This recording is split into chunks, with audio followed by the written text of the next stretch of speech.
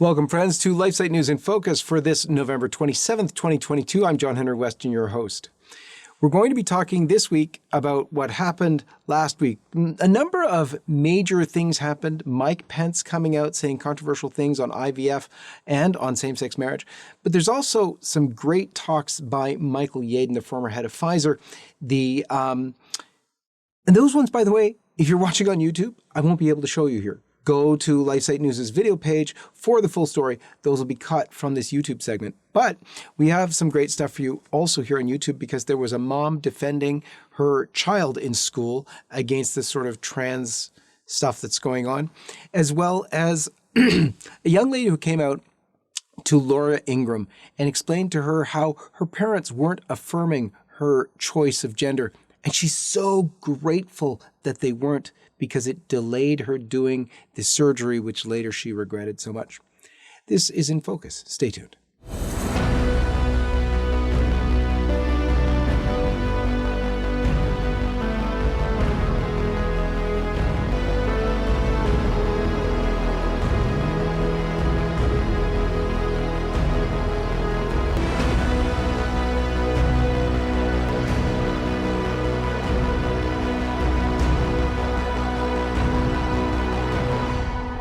Just before we start, let me tell you, there is a shop at LifeSite News, and you should go check it out. If you go to the main page, lifesitenews.com, go to the right-hand side of the top, you'll notice the shop button. Hit that, and you'll see all our really cool merch.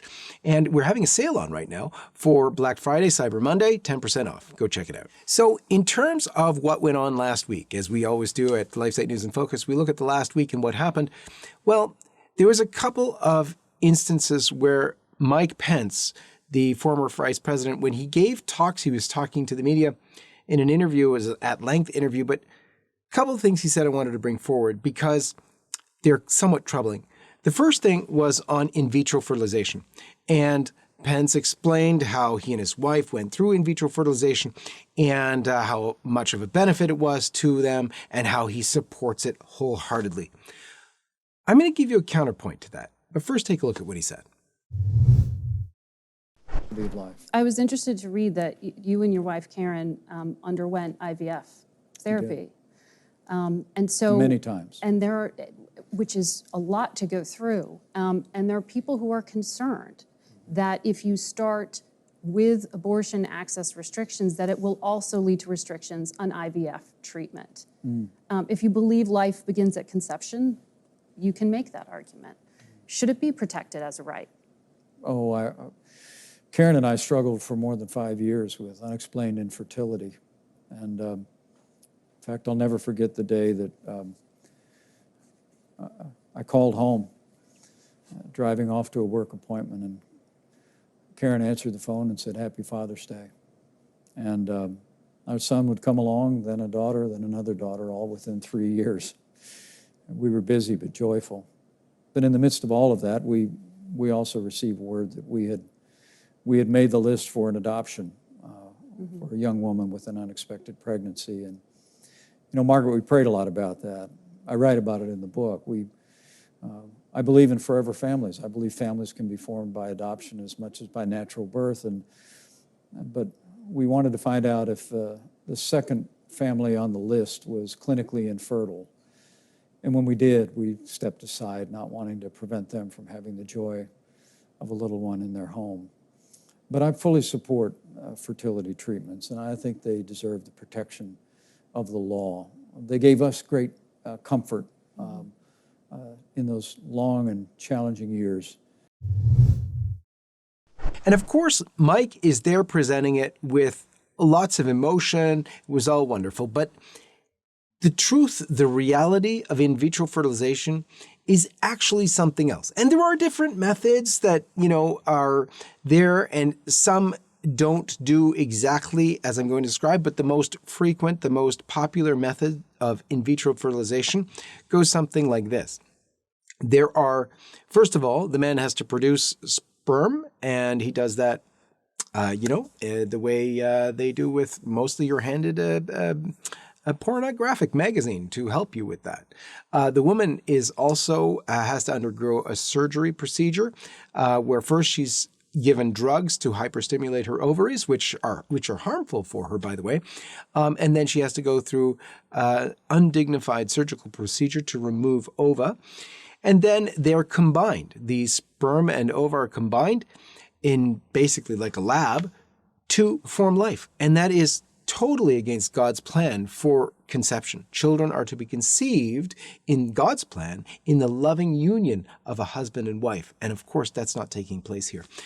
They're being created in a lab. And from the lab where there are embryos created, and I say embryos because with in vitro, multiple embryos are created, sometimes more than 20, but they are then delivered to the woman. They're sort of injected into her, if you will. And when that's done, they're not doing one at a time because they know that one will likely not work. So it's multiple embryos, already living human beings. They're put into the woman at a time hoping that one will survive to birth because it's a very precarious procedure for these tiny little human babies. Usually the first course of treatment doesn't work, which means all 3, 4, or 5 or more embryos that were injected into the woman, they don't catch or work. They then try a second course and perhaps one of the children will, one of the embryos will survive till birth. So IVF in reality is a kind of horrific procedure. It looks all fine and wonderful and good at the end because they say, oh, look, we couldn't have children. Oh, look, now we can. Isn't it wonderful? Actually, no, you've created like 20 children, 10 of whom, let's say, you're going to put on ice till the next time maybe you want to have a child, and then 10 of whom you try with, and one survives to birth. So you've killed 9 of your children to get one. This is no pretty picture. And it also, but more fundamentally, even than the killing, goes against God's plan for conception of human beings. Again, to be conceived in the loving union of a husband and wife. Problematic things, but when they're presented in this way that Mike did, with so much emotion, and it's also wonderful, it presents even pro-lifers with a hard time of answering the questions. We've got to know what things are in order to be able to explain them, especially to friends and family for whom these questions are, very key because they're difficult ones to address. Mike also addressed in the same interview the issue of same-sex marriage. And this is just as troublesome. In fact, perhaps even more so. Take a look at what he said. Well, as a Bible-believing Christian, I'll always hold the view that marriage is between one man and one woman. I think it was ordained by God, and that'll always be my values.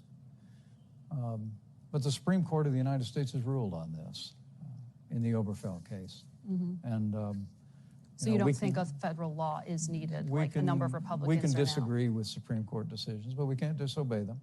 I respect the pronouncements of the court.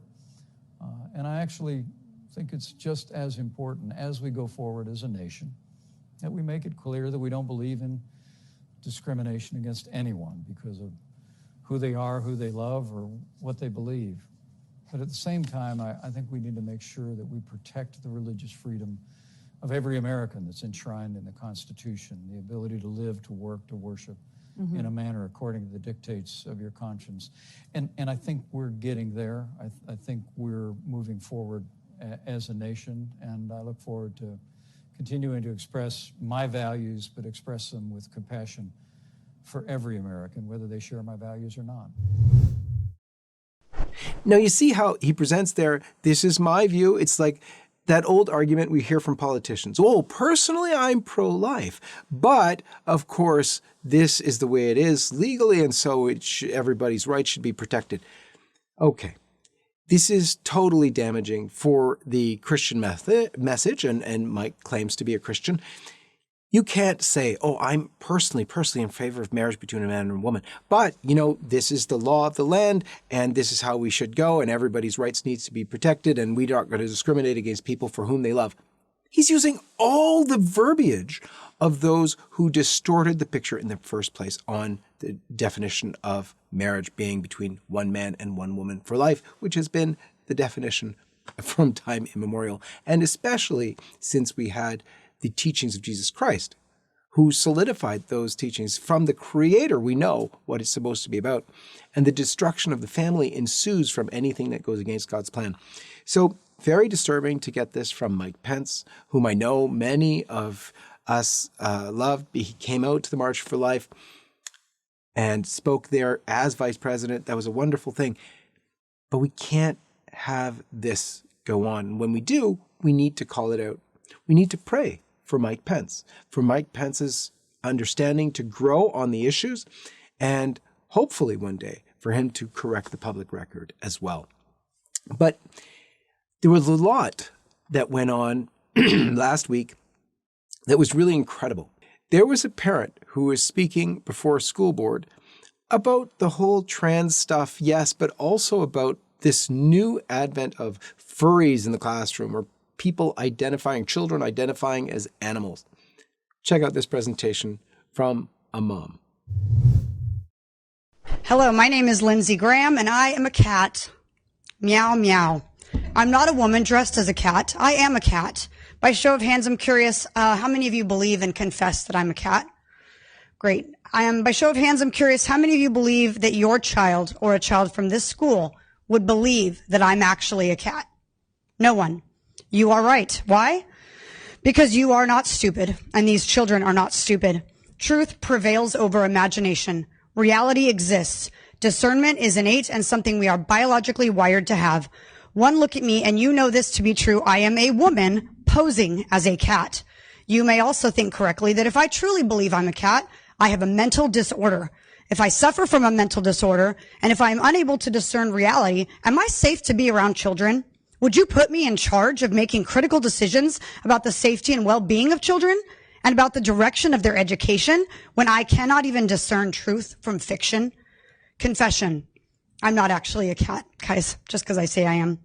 You've not agreed to or committed to addressing me as a cat simply because I demand it. No tail, whiskers, or outfit makes me a cat, just like no lipstick, high heels, or long hair makes him a man, a woman. It is just as biologically impossible for me to become a cat as it is for a man to be a woman. And you have one job as members of this school board, and it's defined as this. School board members are responsible for broad, forward-thinking, minute analysis and decisive action in all areas that affect students and staff in their schools. I ask you, do you believe that the actions of a grown man playing dress-up as a woman affects the students and staff positively or negatively? A public school is not the place for social experiments in altered realities or gender ideologies. It is not the place to celebrate a grown man with a mental illness, dressing as a woman, and teaching kids lies. Children come to school to learn facts and truths about reality, including unchanging biological truths about science and nature, not to learn that they can change biological realities and become anything they want in the name of diversity. What you're actually doing is worse than just lying to our kids. You're forcing them to be participants in your lie, in your charade.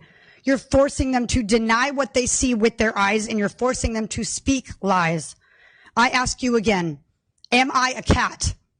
And if you say no, then the mindset must be aligned with your discernment across the board. By allowing a falsity to be displayed and paraded around the school, you teach children that truth is not existent, facts are not real, and biology is a lie. You fail at your job, your only job, by confusing children and teaching them untruths and to coddle a grown man playing dress up as a woman. If you were to address me as a cat right now, it's as ridiculous as when you say Miss Bixler and a grown man's voice comes thundering over the... Thank you.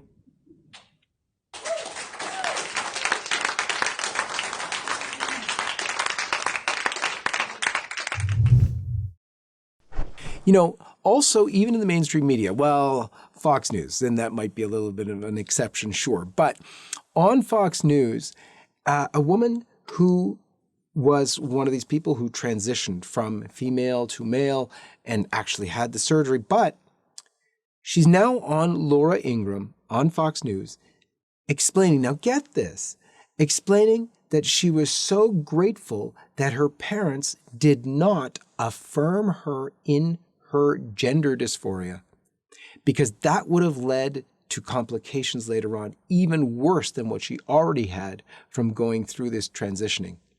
Take a look. And so personally, I identified as trans starting at age 13, but thankfully I did not transition until I was an adult because I was not affirmed by my pediatrician. I was not affirmed by my parents. But if I had been, then the side effects after detransitioning probably would have been a lot worse. I could be infertile. I could have had a hysterectomy, mastectomy. So I'm grateful I was not affirmed because it ended up in me preserving my health and fertility. You know, that is incredible. It affirms from the other side how important it is for parents to make those hard decisions, to not affirm your children ever in what is not the truth, in what is contrary to God's will for them. Yes, that's difficult. It's most difficult. And I know, having 8 children, I know myself. I've walked that walk. And it's incredibly hard. And you question yourself, am I doing the right thing? Particularly when we're in these situations of, oh, I'm not going to go to this wedding of my son or daughter who's marrying someone from the same sex or someone who I know is completely inappropriate or whatever. Wow, these are such difficult decisions. And yet we've got to make them because in the end, it works out to our children's benefit, as we just saw in that case of that young lady. So it's unbelievable what's going on, but we have those testimonies. And I know on YouTube, you didn't hear the full story. For the full story, please go to lifesitenews.com, hit the top left-hand corner, drop down to our video page, and check out this full LifeSite News in Focus there at our LifeSite News video page on lifesitenews.com.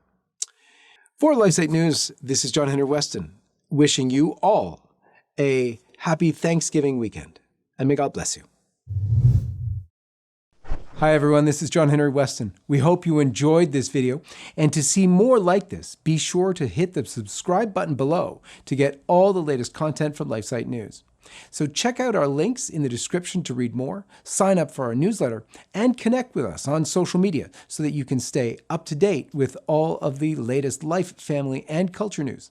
Thanks for watching, and may God bless you.